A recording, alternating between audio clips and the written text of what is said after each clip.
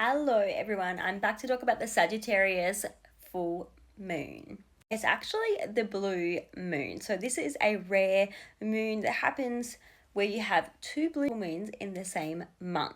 Now this is really rare, which is why it's called a blue moon, a rare once in a blue moon. Have you heard that saying?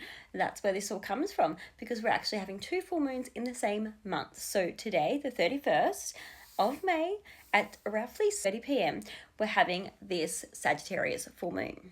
Now, if you've been watching my videos already, you know the drill. Full moons are about endings, completions, cycles being finished off. This is when the moon and sun are basically bouncing off their energy. You have the sun over in Gemini and the moon over in Sagittarius. It's when everything is illuminated, can be seen for what it is, everything is visible, everything hidden is brought to light. It will tie back to the Sagittarius new moon that we've had. This is the endings, the cycles. So whatever was seed was planted back with the Sagittarius new moon is blooming and coming to fruition and ending with this Sagittarius full moon.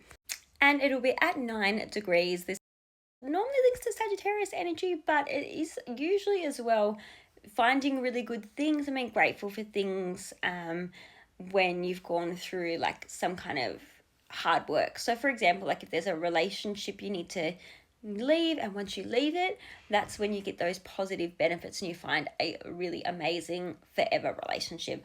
Or if it's like the moon at that 9 degrees when there's like a toxic family member or something toxic happening around the home and family, when you decide to leave or walk away, that's when those blessings or positive things will start to come your way. And that's kind of that energy of that 9th degree.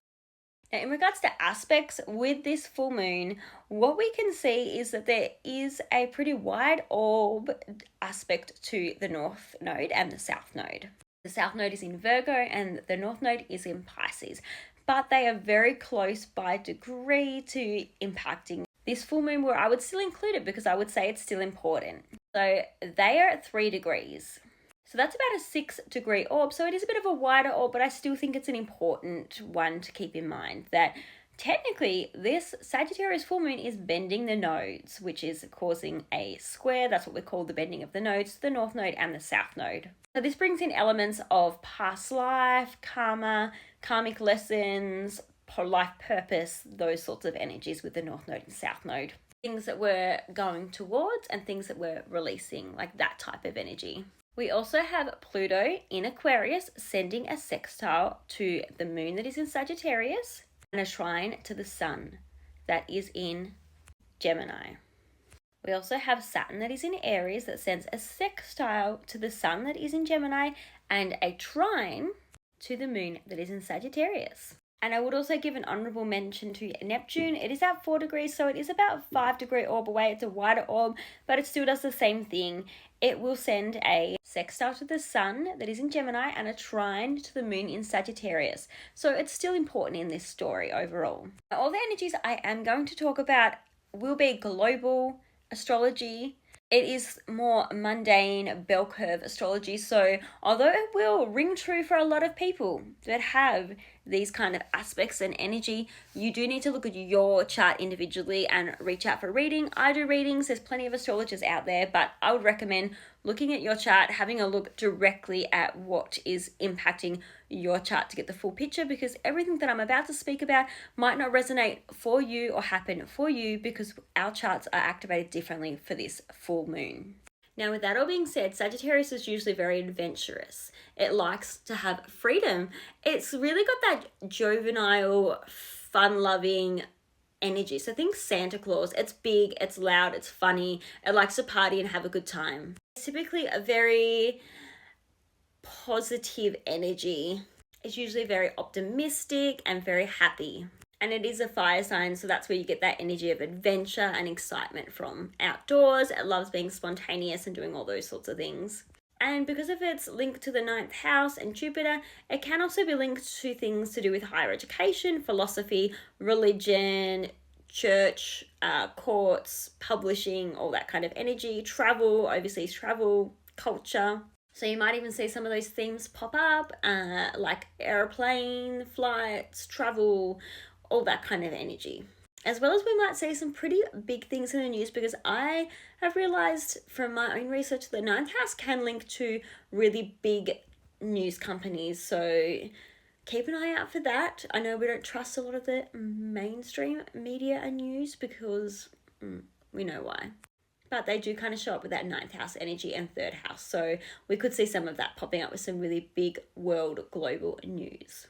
Now, there are plenty of charts and people and celebrities that have Sagittarius energy. Keep an eye on all of them. I know America has Sagittarius energy. It might not be at the same degree or even close by, but I would still keep an eye on that. We know Trump has a Sagittarius moon, not close to this by degree, but we'll keep an eye on that. Prince William is a Sagittarius rising. There are a lot of people that have that Sagittarius energy that I'll be keeping a close eye on, and I will be talking about that more over on my other platforms. So definitely reach out and have a look at my other written content, because I will speak about that a lot more in depth than what I can on here.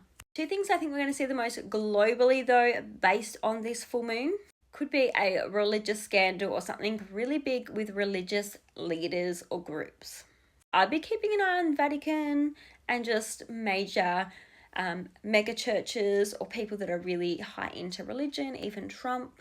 There could be some scandals, some big news coming out there. The other thing I think we'll see is something really big with trade, tariffs, travel. I think that will all be tied in, especially because of the WARs that we've got and all of the conflict.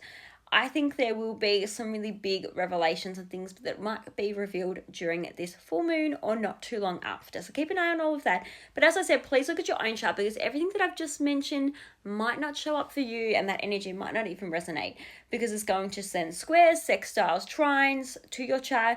It might not even impact your chart at all, but check and see, do you have anything around that 9 degrees of a Sagittarius, give or take about 3 degrees? So anything from, maybe like 5 degrees through to maybe like 13 or 14 degrees. Have a look, see if there's anything in Sagittarius or even Gemini. And remember that you have other aspects that will be playing out during this full moon as well. So definitely take all that into consideration to know how this is playing out for you.